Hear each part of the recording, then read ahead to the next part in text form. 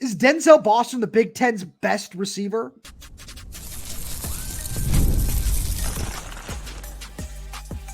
You are Locked On Huskies, your daily podcast on the Washington Huskies, part of the Locked On Podcast Network, your team every day. Welcome back into another edition of the Locked On Huskies podcast. I'm Roman Tomashoff. That's Lars Hanson. He's site editor with Athlon Sports' Inside the Huskies. I'm the site editor with Huskies Wire. Thank you for making this your first watch or first listen of the day, as we are part of the Locked On Podcast Network, your team every day. And today's episode is brought to you by FanDuel. Place your first $5 bet and you'll get started with $200 in bonus bets guaranteed. Visit FanDuel.com to get started. Lars, we got a super fun show coming out all the Everydayers today. We're going to get into some recruiting. I know the Everydayers love when we talk recruiting. We appreciate it. We'll get into some of that because the vibes are high on the recruiting trail following Washington's big win over Michigan. We're going to talk about Jedd Fisch, who during his Monday press conference gave us the clearest definition that he could of Demond Williams' role, which is, nice to hear that after game 6. But hey, we appreciate it. It's nice to hear that. We'll get into that. But we got to start right here off the top, Lars, with a question where, with all due respect to some of the incredibly talented receivers in the Big Ten, somebody who I've been just really enjoying watching, especially being Jeremiah Smith at Ohio State, all due respect to all those guys, is Denzel Boston the best receiver in this conference? I mean, the argument starts with production, and he's been one of, if not the most productive. Leads the Big Ten in touchdown receptions, I believe. Wait, sorry, got to stop you there. Got to stop you for 1 second there. We called that one. And by the way, he's also leading it by 2. So He's got a whole 2. It's a significant lead there. Third in the Big Ten in receiving yards at 492. So again, we knew Denzel was going to be. I just love the fact that Giles and Denzel are 3 and 4 in the Big Ten in receiving. Gotta love that. Right. But and just love my Giles and catches and yards. Yeah, exactly. Yeah, and so, but I think from a production standpoint, there hasn't been a more impactful receiver, with all due respect to Maryland's leading receiver. Names escape me off the top of my head. Ty Fenton, yeah. Aside from him, there's no receiver that has had more impact on their team than Denzel Boston this season. And so for that reason, I would say, yes, Denzel is the number one. Now, Ohio State fans are going to say, well, hang on a minute. What about Jeremiah Smith? Again, I'm not denying Jeremiah Smith will probably end up being the higher draft pick, quote unquote, better receiver. But Denzel was always that guy when he came out of Emerald Ridge, where he's got the NFL size. He just doesn't come from an NFL school. And he comes from the state of Washington, which is not going to get you all the stars and accolades, especially at the receiver position, given where he was coming from. And that's no shot at Emerald Ridge. It's just some guys that the system they play in allows them to be seen more and all those sort of things. But absolutely, Denzel has played like a number one receiver in the conference through the first 5-6 games of the season. Absolutely. And that's a thing that, I think both you and I have looked at where, he had to match up against a really talented Michigan secondary where, we know the numbers aren't necessarily there, but Will Johnson, Jair Hill are 2 really talented players. And Denzel was fantastic. 5 catches, 80 yards and a touchdown. And it's building week in and week out. And this is something, Lars, that you and I talked about with him throughout the offseason, where we talked about throughout spring camp, throughout fall camp, throughout the summer, and just said, this is that guy. This is that guy. We just kept repeating that point because that's what we saw every single practice. Every single practice, he went out, and this is by no means a comparison, but he went out and did exactly what we saw Rome Odunze do last spring and last fall. And he's not on pace to match those numbers because Rome was just out of this world, obviously, last season. But I mean that in the sense of when we watched every defensive back, especially in the spring, go up against Denzel, and again in the fall, especially after, the first couple of days, we just, you and I would kind of look at each other and be, oh, we feel bad for that DB for having to go against him, because it didn't matter who it was. It didn't matter if it was Ephesians Prysock or if it was Thad Dixon or Elijah Jackson or any of those other guys. They lost the majority of those reps, and all it was a testament to how good Denzel was. And one of the reasons I wanted to bring up Rome, it's because that's why he didn't get on the field, because he was sitting behind him for 2 years. And obviously when you're sitting behind the 9th pick in the draft, you're not going to be able to do too much. But the more we watch him, the more it's exactly as you said, Lars. It's not just the NFL body. It's the NFL measurables. It's the speed. It's the jumping. It's the route running. It's everything that he does. He does it at a really high level. And obviously you need to credit him for his work ethic, but you also need to throw a lot of credit to Jamarcus Shepard while he was here, and Kevin Cummings now as well, because this wide receiver room. It starts with Denzel, but it's been fantastic. Yeah, well, I mean, as you mentioned that he actually kind of is on pace to touch some of Rome's numbers from last season. Maybe not the total yard, maybe not the yardage. He's only 5 touchdowns away from his touchdown total. So if you don't think Denzel can't get 5 more tuds over the next 4 or 5 games, 4 or 5, 6 games, yeah, like that means in that stretch, Denzel would have to have at least one game with no touchdowns and just won the rest of each game. So now again, this against Iowa, it's going to be another tough test because they have a pretty good. Iowa always seems to have at least one lockdown quarterback. So here's Jamari Harris, and so the question will be. But I will say though, here's what was bizarre, and it almost kind of, and I mentioned it on the show going into the Michigan game. The amount of times Will Johnson covered Jeremiah Hunter surprised me. Like the touchdown to Jameer was against Jameer Hill. Every big play seemed to be against Jameer Hill. And that's no shot at him. But like when you said that, it's like, well, it was clearly a reason why they're targeting him and not Will Johnson. Like, and Jake alluded to it, where it's like, hey, like, look, testing Will, we'll just go test the other one. And it worked out perfect. Yeah, because Jair Hill is also super talented. Michigan came into the game with the only pair of cornerbacks rated over an 80 on PFF. And Jair had been good, but just watching Denzel, man, it just showed that he's on a different level.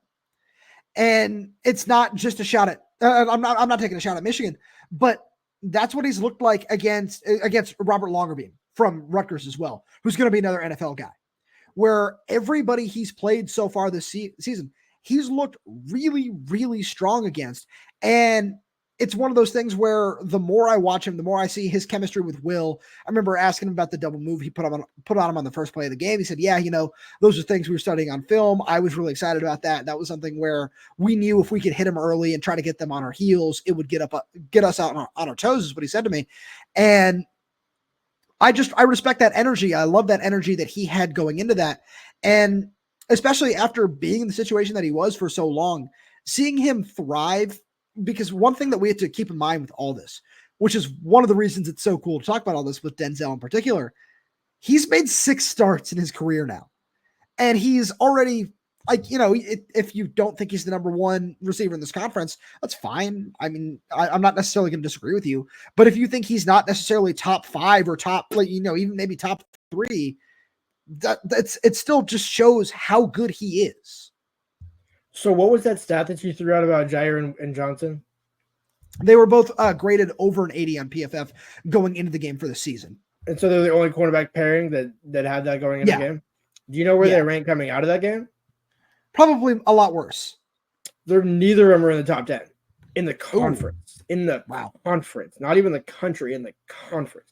They're both under 75. I believe so. Let me double check that math. Okay, Will's at 76 and Jair's just above 70. So that tells you, that kind of validates it. Where look at what Denzel and Jair, those 2 cornerbacks were good, and certainly Will Johnson. Of the 2, I'm just going to say Will's the safer bet there, easy without a doubt. I'm not saying Jair's not good, but just if you're going to give me one of the 2, give me Will.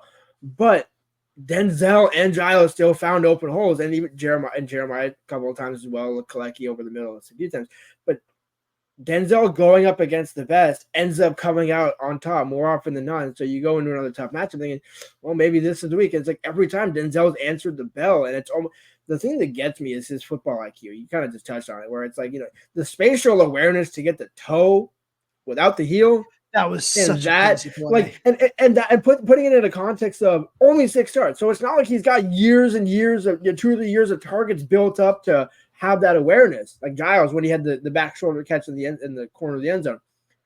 That's all on Denzel. And that is like nobody is like, hey, get your foot down. No, it's all on Denzel. And so that's why we had him so highly rated. And I think he'll probably finish one of the top 2, if not the top receiver in the Big Ten.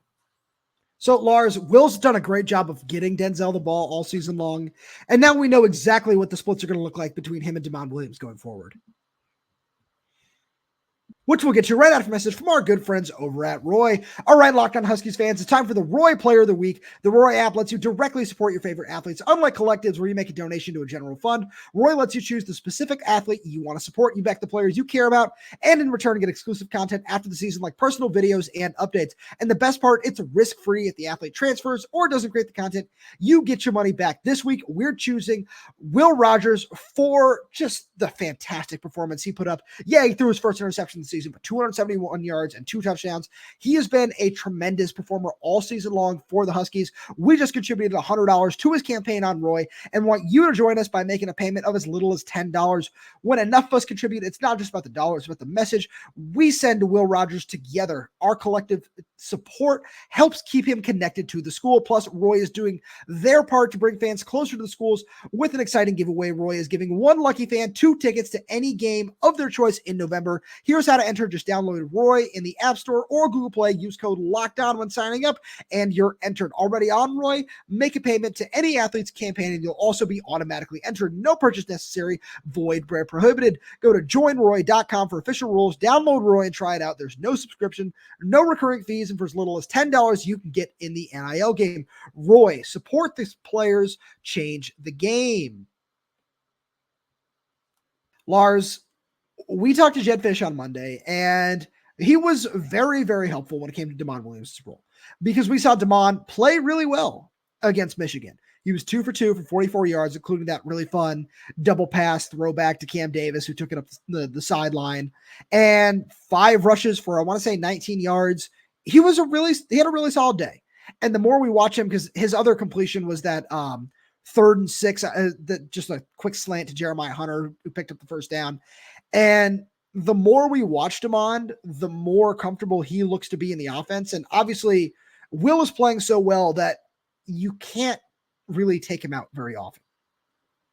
But Jedd said, all right, it's going to be about 12 snaps a game for Damon going forward. He wants him to end the season with around 150 snaps total. And that feels like a really solid number. We've gotten a lot of everydayers in the comments saying, I don't know how I feel about the 2 quarterbacks situation. Some of them saying, oh, well, Damon is the better option for the future. Some of them, hey, Will's been really good. Obviously, everybody's going to have their own opinion, which is all great. Personally, I'm under the opinion that this is the best possible outcome for both of these guys because we saw how it works with both of them on the field. We saw what the offense can do with just Will on the field, and we saw what it can do with just Damon on the field and how Michigan, it really felt like they were on their heels the whole time. Again, this goes back to the summer when I put the over-under at 6.5, and I thought it would be more. And we both talked about, well, you want to get the quarterback in rhythm. And I think Jedd's executed it perfectly. It's why I thought Damon, because when you watched him on both in the spring and by the time he got through like the first week and a half of fall camp, it was like, okay, there's no way this guy doesn't play at least half the season, probably more. It was just, okay, well, can you say he'll play in every game? Well, you don't want to say that in the summer thinking, well, what about Will? You got this 5th-year guy who's very good and executing the offense at a high level. It's right, but you're going to have to find a way to make both work. And we've seen it work almost to perfection this season. I think Damon's only had, 2-3 incompletions all season? Something like that, yeah. Hasn't had an incompletion since the Wazoo game. That'll tell you something. And I think Damon, when he's come in the game, it's been always almost more often than not a net positive. And that was kind of the important part of this because, people would ask, and I know you've been asked and you mentioned in the commenters saying the same thing, where it's, well, how does it affect Will? There's no way Will can be happy about this. Yeah, but it's not like Will's getting taken out for a series and a half. It's not like Jedd saying, oh, hey, Will, you threw 2 incompletions. Damon, get back in there. We're going to run you until you throw 2 incompletions and we'll go like that. It always seems to be either first or second down when they make the switch, whichever way. Whether Damon stays in for 2 after that and you get the first down, you get a fresh set, then Will comes in, or you get to a second and short, Will comes back in. It always seems like it works to perfection. And it really, when you talk about the double pass, that was like the epitome of what the system does. Because, yeah, it's like no one's going to expect Will to be the one on the far side on that and asking Will to throw across his body like that. The reason why I asked Jedd the question about Damon was, did you notice before he threw the double pass, he hesitated about a half a second to draw the defender in just a little bit more, but I think he knew that he had enough time to still get rid of it, and that's what ended up setting up all the blocking downfield. If he throws it just quickly, it takes catches it from Will, takes one step, and then throws it back, that play isn't executed as well because the defense doesn't shift over as far. Demond really got the Michigan defense to bite. And that's why he's so important. So, yeah, it was about kind of what I expected. I look at the numbers on PFF. They have 66 in 6 games, so about 11 snaps. Jedd Math working on that one. But it's round about what I would expect because you don't want to go beyond 12 plays because, unless Will is hurt, that's the only reason why DeMond will play more. But it's exactly what you want. And then from a recruiting perspective, somebody mentioned this where after Will's gone this season. Like Will is the bridge to DeMond. He's a great bridge. Like this is working out swimmingly, aside from the 2 losses, which are not on Will in any regard. That is a building block where you can look at these receivers coming in and some of the 27 guys and say, hey, look, we're getting DeMond going already. Like this is what you're going to be working with. Look how good he's already doing this year. Wait till he actually gets the full playbook, a whole nother offseason with you guys, and then the receivers coming in. So I have a bold prediction for you here. That we've already seen that formation once with both DeMond and Will on the field. We're going to see it a couple more times this season. The prediction is not about how many more times we see it. The prediction is I think they have at least 3 more plays in that package where I'm not going to get into specifics, but again, this is nothing more than bold prediction, but the way that they set it up the first time they ran that play, when DeMond just took a carry off, I believe it was the right tackle, and Will was motioning, they're going to do something else off of that. And you talk about the recruiting aspect, you talk about just the selling point of what this offense can be. There's so much fun stuff in this offense that you can sell on plays like that, where, it's a 2 quarterback package. We can find a way to make it work. And I'm the first person to get up and say, I'm not necessarily sure how I feel about a 2 quarterback scenario. Where, especially when you have a guy going as well as Will is, it can take a quarterback out of their rhythm and anything like that. We haven't seen that affect Will. Jedd talked about how DeMond and Will are close friends and how it doesn't seem to affect either of them, which is really nice to hear. But on top of all that, it's just the way their skill sets play off each other is so much fun, man. Like one thing I think about is, the 2013-14 era Huskies when Jake Lindquist had to come in to throw it deep a couple of different times. It's nothing like that. That's a pull for you over there, Lars. It's nothing like that, which when that's what you have to do, that's a problem. But when you have a guy where it's DeMond and it's, right now, he's viewed as an option quarterback because he's got as many passes as he does rushes. He's balanced on the season, which is cool. It's fun. And all it does is add to his dynamic ability because defenses know that they have to defend him on the run. And then you put, Jonah or Cam or Adam Muhammad next to him. And all of a sudden, all right, you can run a read option really well that way. But he's also developed a lot of chemistry with the receivers. He's done a really good job getting in sync with Jeremiah, with Denzel, with Giles. And he's, as you said, Lars, proven to be really accurate this season. And there's so much to like about this package that when, 2 quarterbacks are DeMond in the game, whatever it might be, that you need to utilize it to an extent, but you can't overutilize it because then defenses are almost going to be too prepared for it. Exactly. Where, and that's why I asked Jedd the way I phrased it, because Jedd mentioned, I think 2 or 3 weeks ago, where when you bring DeMond in the game, you don't want to have teams just assume he's going to run. Because again, you look at him and it's like, well, it's Kyler Murray, he's Baker Mayfield, whatever short quarterback you want to say that can also run. That's always going to be the comp for some people that are just a casual fan. But for me, it was no, like DeMond seems like a very competent passer. His worst pass was the screen to Jonah in the Apple Cup, which was also getting over a couple of defensive linemen. Since then, hasn't made a bad read, hasn't, and all the runs that he's made in terms of his, when he may be dropping back to pass and it should have been a pass, he still scrambles for plus yardage. Those are all good reads where he's not just bailing quickly. He really, and this is one thing we saw throughout fall camp, which was DeMond wants to be comfortable in the pocket. He's very comfortable being uncomfortable in the pocket before just breaking down and scrambling, where almost like kind of like giving Will, the touch of DeMond in that respect, where we've seen Will use his legs more than I think people thought. And I think Will's kind of learned from DeMond in that respect. Hey, like maybe there are some, routes in which I can decide to run and it's safer and I can actually not just have to throw it away or take a sack. Because that's also how Will, there's plenty of times where, you got sacked 4 times against Michigan. It's going to happen. but he's made plenty of plays throughout the season where he can actually use his legs. And so I think there is some truth to Damon helping Will and Will helping Damon. Right. And that's one of the really fun things about this offense, just in general, is the fact that when we know that there's a rhythm to it, where you and I talked about it, the Apple Cup being one game, but even like a little bit against Eastern Michigan, and I think against Northwestern and definitely Rutgers as well, where there was a stretch there where it kind of felt like, all right, we know that they want to use him. We know it's going to come, but when and how? And hearing just a little bit more about how that plan has been defined, I think that's really promising moving forward. And Lars, speaking of moving forward, there were some big names on campus over the weekend, and they are loving the vibes from UW,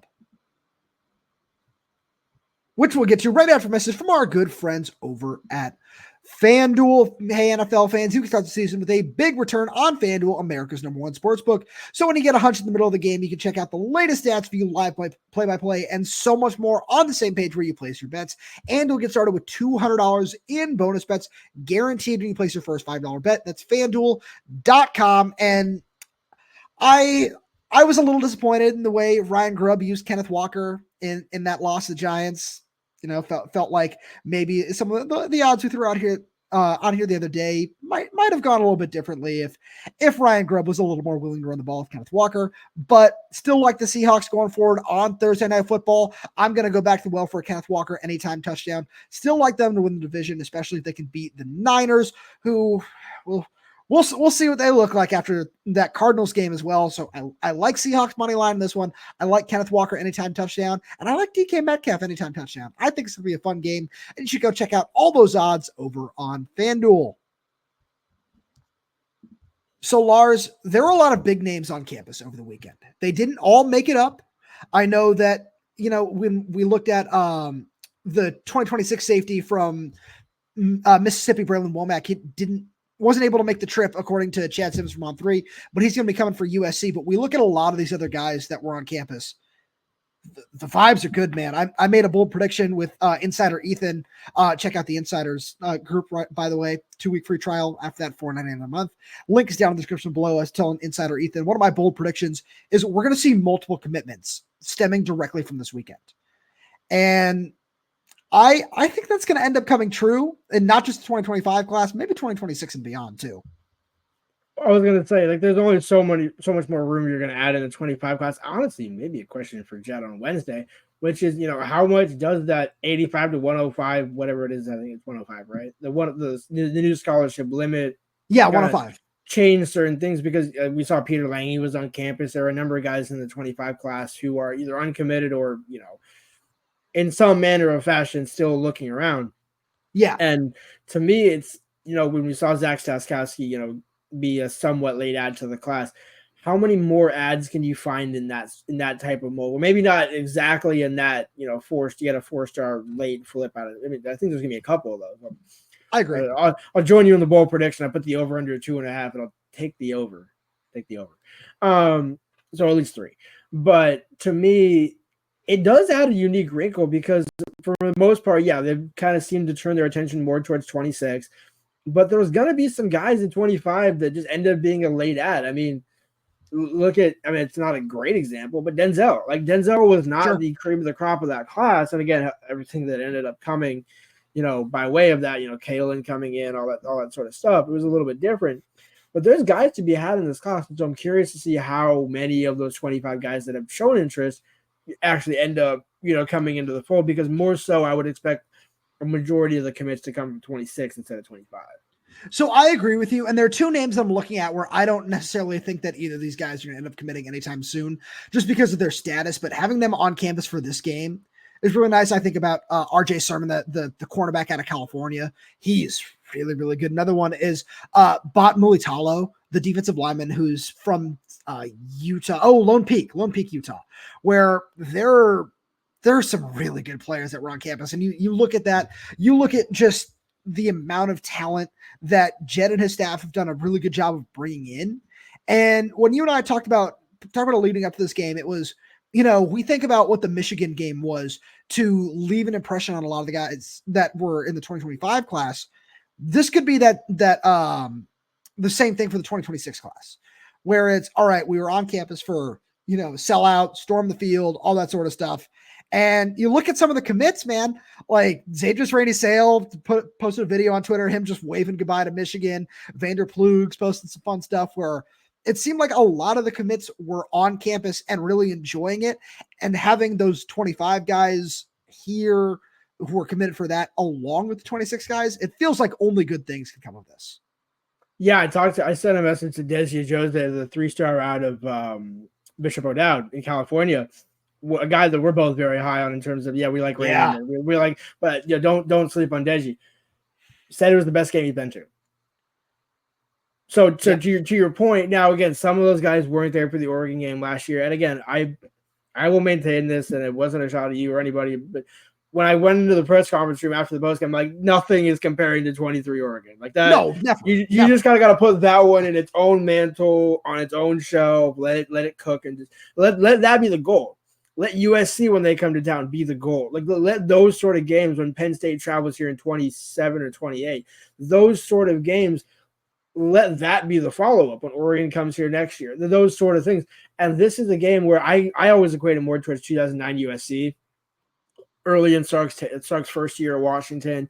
It wasn't a top 3 victory, but it's a top 10 victory. Obviously, Michigan probably overrated, we're being real, but we're a top 25 team nonetheless. Top 15, probably more so, maybe top 20. But regardless, you can't say the same about Washington. And Washington is still ascending. You're still building with Washington. This is the foundational year for Jedd, as much of a catch-22 as it is saying foundational year coming off of a national championship. Well, it wasn't Jedd's championship. You got to factor in some things there. So for me, this is a building block game to where those next couple of, when you come back and you face, because you have USC at home, UCLA at home, or is that down in Pasadena? UCLA's at home. Yeah. Okay. So one of those games, probably the USC game, is going to be the target for the big final recruiting weekend. And I think that one might have a little more energy, like it did, because I think there's something about USC, and you're going to have, 2 high-powered offenses. And by the time you get to win these next 2 games, man, if they find a way to win these next 2 games, that's going to be a lot of fun. And that's why it's so important to, I was thinking about our record predictions. Like, we both had Michigan as a loss. We both had Rutgers and Wazoo as a win. So now you're kind of chasing makeup victories. Indiana's going to be a good test. Iowa's going to be a good test. Then you have the bye week in between there. And honestly, injuries, again, Javon was standing, season enders were standing, and there's no shot to Kevin Green or Quentin Moore. Those guys would certainly help, but on Quentin probably more so just based on the position. But I don't think injuries have really hampered this team. Where you're not looking at the 2 losses and, well, hey, if they had so-and-so for that game or so-and-so for that game, they, that's a significant loss that they had. Sure, Durfee being out, Carson being limited. I'm not sugarcoating those injuries. But there isn't a sense of hey, we just got to make it to the bye week. We really just got to make it there. Well, no. So I want to tie this all together, because you make a really, really good point here in saying all these things and saying, Washington's not hurt, but it just, or not super hurt. And, it's not like they're missing guys, that sort of thing. To tie it back to a big selling point, and like we talked about with Damon, it's this coaching staff has done a really, really good job of finding ways to get all these guys on the field. And that's something where, I think about Vander Plug, who we've gotten a lot of questions about just in terms of the offers that he's gotten, what that might look like. And, is that guy what would playing time for him look like? Look at Decker DeGraff. All of a sudden, Kalecki's probably gone after this year. I think he might be able to be eligible for a medical redshirt if he wants it. Not totally sure, just based on some of his previous history. Quentin Moore probably out of eligibility as well. I'm not sure how that situation plays out. But all of a sudden, you're looking at a situation where Vander Plug and Baron could come in and get a significant amount of snaps from day one. And that's something where it's great to have them in the building to see that. And you could say that, your point about Javon, just talk about the defensive line with Javon Parker. I'm thinking about, Bott's case in 2026, but it's look at the rotation that they used up front. Look at that rotation and look at any defender in the crowd and just be like, hey, look at that. We're getting all these guys in. It doesn't matter, if they're redshirt freshmen or, a 5th, 6th year senior. We find a way to get all these guys in the game. And it's not an Oregon where it has to, all the different things that they do down there. but it's we find ways to make it, work best for everybody. And they've done a really good job of that. You need to give a lot of credit to the staff for that. The thing is, it's not forced. You're not forcing Damon. You're not forcing Adam Muhammad, and that's what makes it a realistic recruiting pitch. And I'm so glad you made that point, because anybody can sell early playing time. You have a crappy team, playing time available to anybody because we're so bad. No, it's hey, we got good talent coming in. We're probably get some portal additions, some upperclassmen just to sprinkle in, similar to what they've done in the years past. Just getting like a Deshaun Lynch, right? Another veteran along the D line, just so you have an extra body or two. But you're absolutely going to not play those freshmen. Like you're not bringing in these transfers like, hey, well, we're going to have the veteran just in case. It's like, no, the freshman's going to play, but you're going to have the healthy competition. And I'm so glad Jedd's kind of mentioned that, because really all of the competition has been good. Like even the competition I love guard with Guard and Landon. It's been fine. Like neither one struggling because like the others coming in and they seem to get every other series or every 2 series in a row. And so the way that Jedd structures it, and the way the staff is structured it on both sides of the ball, Kamori on defense, you're talking. I know Jordan Shaw is not a freshman, but all these guys where it's like you're getting immediate playing time as long as you can play, while still knowing. Look how many safeties are in the back end that have not played this season. Menke, right. Like this, you go down that list. Rashawn Clark. Like we've seen Peyton Waters, but like mainly on special teams, where like it's Vincent Holmes is in there and Jordan Shaw. They're in the same boat as redshirt freshman. Where you're right, not a true freshman in terms of like school and eligibility, but it's you're absolutely right. Where it's even when the rotations are deep, let's talk about safety for example. They brought in so many safeties. Cam Broussard gone after the year. Mikel Osteen, he's got 1 more year eligibility if he wants it. Could be gone after the year. Cam Fab, out of eligibility. Justin Harrington, out of eligibility.